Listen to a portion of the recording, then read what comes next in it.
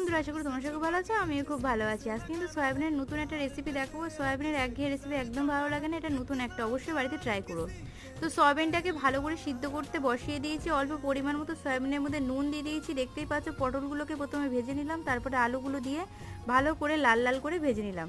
দিয়ে দিচ্ছি শুকনো লঙ্কা, দারচিনি, লবঙ্গ, এলাচ দিয়ে ভালো করে তেলের মধ্যে দিয়ে এপিট ওপিট ভেজে নিলাম। ভেজে নেওয়ার পরে তার মধ্যে দিয়ে দিলাম জিরে গুঁড়ো, দিয়ে দিলাম ধনে গুঁড়ো, দিয়ে দিলাম লঙ্কার গুঁড়ো, দিয়ে দিলাম এটার মধ্যে সয়াবিনটা কিন্তু দিয়ে ভালো করে নাড়বে।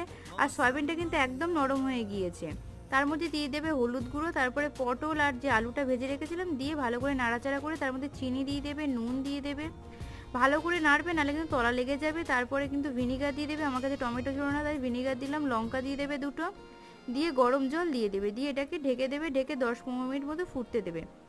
ফোটার পরেই দেখবে কি সুন্দর একটা কালার চলে আসছে, আর খেতে কত সুন্দর হয়েছে। তো বাড়িতে একবার হলেও কিন্তু ট্রাই করো।